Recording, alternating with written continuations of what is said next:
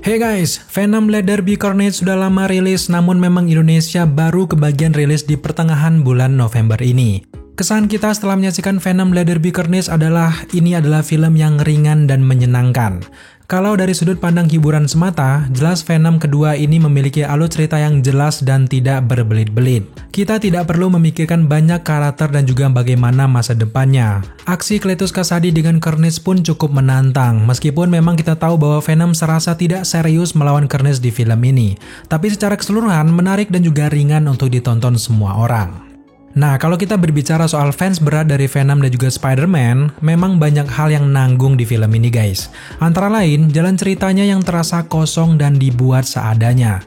Kalau membandingkan dengan di dalam komiknya, jelas origin story dari seorang Carnage di film ini serupa tapi tak sama. Kalau di dalam komiknya, Cletus Kasady dan juga Eddie Brock ini dipenjara di tempat yang sama, yaitu di Riker Island. Nah, di momen ini, Eddie Brock dan juga Venom tanpa sadar meninggalkan simbiot mereka, lalu merambat ke tubuh seorang Cletus Kasady. Sejak saat itulah, Kasady berubah menjadi Carnage yang sangat kuat dan lebih mematikan daripada Venom. Sedangkan kalau kita lihat di versi filmnya, Eddie Brock ini digigit oleh Kasady dan tanpa sengaja meminum darah dari simbiotnya Eddie.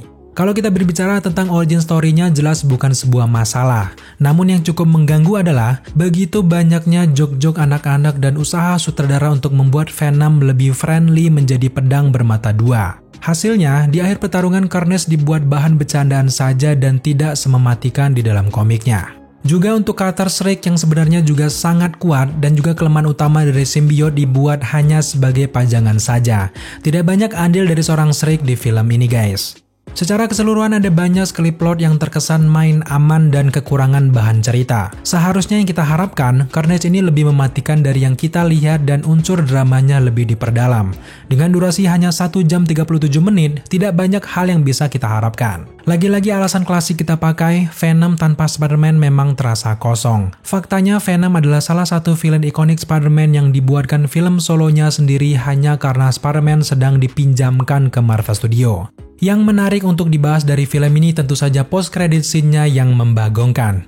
Bahkan tidak sedikit dari teman-teman memilih menyaksikan Venom Let There Be Carnage hanya untuk melihat post-credit scene-nya saja. Memang sejauh ini kita tidak bilang kalau film Venom yang kedua ini jelek guys. Hanya saja, Venom kedua terasa kosong tanpa kehadiran seorang Spider-Man. Langkah tepat bagi Sony memasukkan unsur Spider-Man di credit scene untuk masa depan Venom selanjutnya. Jika tidak, maka masa depan dari trilogi Venom memang sangat-sangat terancam. Di post-credit scene setelah Eddie Brock dan juga Venom berhasil mengalahkan Carnage dan menelan kepala Kasady, mereka memutuskan untuk pergi dari San Francisco untuk mencari suasana baru serta mengakrabkan mereka lagi setelah berseteru di film sebelumnya. Eddie Brock dan juga Venom tampak duduk di tepi pantai dan menginap di sebuah motel. Sebelum mereka tidur, Eddie Brock ini menanyakan bagaimana masa lalu dari seorang Venom sebelum mereka bertemu. Tapi memang siapa sangka setelah Venom mulai bercerita tentang kata-kata 1000 tahun cahaya, blast, secara mengejutkan cahaya aneh muncul di jendela motel mereka dan suasana ruangan berubah drastis dari sebelumnya. Kejadian itu terjadi hanya dalam sekejap saja. Eddie Brock dan juga Venom berpindah ke universe yang berbeda dari sebelumnya. Nah, dugaan kita semakin kuat karena memang melihat warna glitch yang mirip seperti ciri khas dari multiverse-nya MCU. Serta Venom juga melihat acara televisi yang tadinya adalah acara telenovela berubah menjadi breaking news terungkapnya Spider-Man MCU adalah Peter Parker sesuai dengan kejadian di akhir dari Spider-Man Far From Home.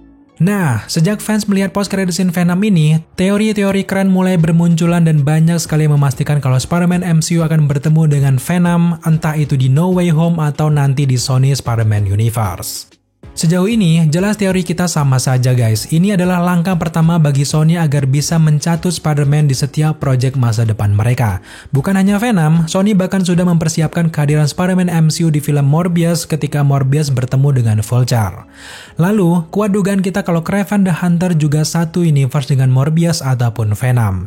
Jadi, nantinya Spider-Man, Venom, Morbius, Kraven the Hunter setelah No Way Home jelas akan satu universe dan akan bertemu satu sama lainnya. Namun jelas, untuk memastikan semua itu terjadi, kita harus menyaksikan Spider-Man No Way Home terlebih dahulu. Apakah Spider-Man Tom Holland benar-benar terlempar ke universe-nya Sony, atau karakter Sony lah yang terlempar ke universe-nya MCU, dan hidup berdampingan dengan karakter MCU lainnya, namun bedanya, film Spider-Man dikerjakan lagi oleh Sony. So sekarang mari kita berbicara soal penyebab Venom bisa terlempar ke universe yang sama dengan Spider-Man MCU. Sejauh ini ada beberapa teori yang bertebaran dan cukup masuk akal bagi kita semua. Penyebab Venom bisa terlempar ke universe MCU ada beberapa kemungkinan. Di teori yang pertama, jelas kita duga kuat bahwa perpindahan Venom ini karena kesalahan mantra dari seorang Doctor Strange ketika Peter Parker meminta dunia melupakan fakta bahwa Peter Parker adalah seorang Spider-Man. Setelah Doctor Strange membacakan mantra itu, tiba-tiba semua hal yang berhubungan dengan Spider-Man di multiverse terpanggil dan dihadapkan dengan Spider-Man MCU. Nah, teori ini adalah salah satu teori yang paling masuk akal karena berhubung No Way Home akan segera dirilis setelah film Venom, dan juga film Spider-Man No Way Home adalah momen terdekat kejadian Venom yang terlempar ke universe-nya MCU. Sekarang mari kita berlanjut ke teori yang kedua. Penyebab yang kedua, ada yang berteori kalau terserapnya Venom ke universe yang berbeda akibat terbunuhnya seorang He Who Remains. Eddie dan juga Venom menjadi salah satu yang harus terserap ke universe berbeda karena bisa saja Venom juga punya varian yang tanpa sengaja masuk ke universe-nya Eddie Brock versi sekarang. Dengan Venom yang masih di dalam tubuh Eddie Brock, terpaksa seorang Eddie Brock juga ikut masuk ke universe-nya MCU akibat terbunuhnya He Who Remains yang sudah mengatur multiverse sebelumnya. Setelah ia terbunuh, apa yang sudah ia awasi dan juga atur selama ini menjadi kacau dan kembali seperti sedia kala. Teori yang ketiga terkait penyebab Venom ke MCU bisa saja disebabkan oleh Darkhold-nya Scarlet Witch. Wanda diceritakan di sini mencari Tommy dan juga Billy ke setiap universe karena di post-credit scene dari series WandaVision, ia mendengar jeritan anaknya. Nah, bisa saja Scarlet Witch yang menemukan fakta bahwa anaknya ada di universe-nya Venom, jadi dengan kekuatan barunya Scarlet Witch ini menarik kedua anaknya dari universe Venom, lalu tanpa sengaja juga menarik Eddie Brock dan juga Venom ke universe-nya MCU secara bersamaan. Karena Venom juga punya sejarah panjang dengan banyak karakter MCU. Di teori yang keempat, bisa saja ini semua ulah dari Uatu the Watchers. Dengan kekuatan yang sudah kita lihat di series What If, jelas di momen ini Uatu the Watcher juga sudah melihat kejadian di Venom Let There Be Carnage. Setelah pertarungan melawan Carnage dan juga melihat Eddie Brock dan juga Venom tidak memiliki nasib yang jelas dan mengetahui bahwa Venom sebenarnya eksis dan hidup berdampingan dengan Spider-Man, akhirnya Uatu the Watcher memindahkan mereka ke MCU. Bisa saja Venom yang ada di semesta Sony ini memang satu universe yang salah dan tidak seharusnya mereka ada di sana. Jadi, Uatu the Watcher memindahkan mereka ke tempat yang sudah seharusnya. So, sekarang kita sampai ke teori yang terakhir. Penyebab Venom terserap ke MCU tidak lain karena Venom itu sendiri. Hal ini berhubungan dengan perkataan Venom sebelum mereka berpindah universe. Di tempat tidur, Venom ingin mengatakan hal yang sebenarnya ke Eddie Brock tentang masa lalunya. Lalu secara tiba-tiba, mereka terserap ke universe yang sangat berbeda. Nah, khusus momen ini, kita duga kuat ini karena akses memori dari simbiot yang bisa membuat semua simbiot di setiap universe saling berhubungan antara satu sama lainnya. Sehingga, siapapun simbiot yang membicarakan origin story mereka, maka otomatis akan terserap ke universe utama mereka. Dalam hal ini, universe utama mereka tentu saja adalah Spider-Man MCU. Sejauh ini semua teori tadi memang cukup masuk akal untuk kita pikirkan. Namun memang masih menjadi misteri apa sih penyebab Venom bisa terlempar ke MCU. Sejauh ini, teori terkuat kita yaitu akibat mantra dari seorang Doctor Strange yang juga bertepatan dengan kekacauan multiverse setelah He Who Remains terbunuh di series Loki. Setelah kita membicarakan teori tadi, sekarang mari kita berbicara tentang bagaimana masa depan Eddie Brock dan juga Venom setelah terserap ke universe-nya MCU.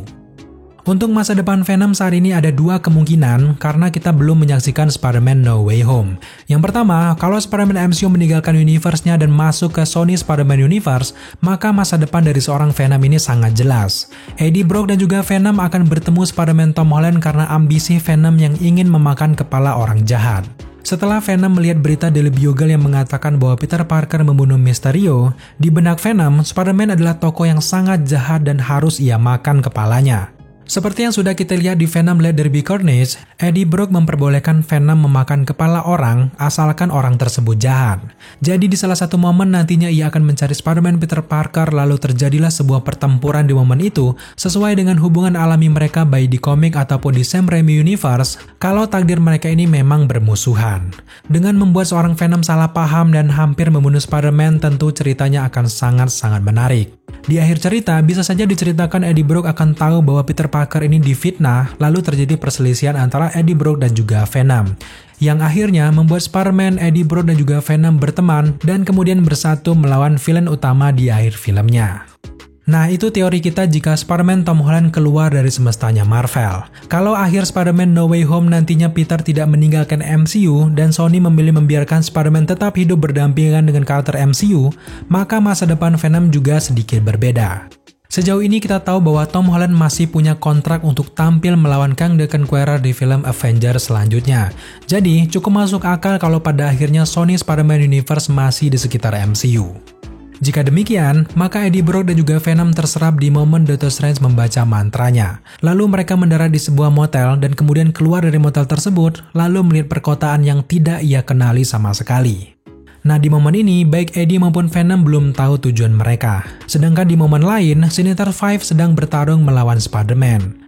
Dengan absennya satu karakter di jajaran villain Spider-Man, masuk akal kita bilang kalau yang keenam itu adalah seorang Venom. Namun, Venom tampaknya tidak akan bergabung di momen yang sama melawan Spider-Man. Tapi, ia lebih seperti cameo saja yang menjadi masa depan Spider-Man Tom Holland selanjutnya. Jika Eddie ingin melanjutkan kehidupannya di universe ini, maka sesuai keahliannya, masuk akal jika seorang Eddie Brock bekerja di Daily Bugle yang sedang gencar-gencarnya memberitakan Spider-Man pada saat itu. Venom tentu akan semakin bernafsu dengan pekerjaan baru Eddie Brock, di mana pekerjaan di Daily Bugle akan mengatakan Venom bertemu langsung dengan seorang Spider-Man pada akhirnya. Tentu teori yang kedua ini lebih masuk akal jika diperuntukkan untuk film selanjutnya Tom Holland ketika selesai dengan No Way Home ataupun Marvel Studio. Juga ada beberapa rumor belakangan ini yang membocorkan credit scene dari Spider-Man No Way Home. Rumornya, di sana kita akan melihat Eddie Brock sedang duduk di sebuah bar, lalu Doctor Strange memperbaiki mantranya lalu mengembalikan Venom ke 3 universe yang berbeda. Tapi setelah itu, ada sedikit simbiot yang ternyata tertinggal universe Tom Holland, dan selanjutnya post-credit scene-nya pun berakhir.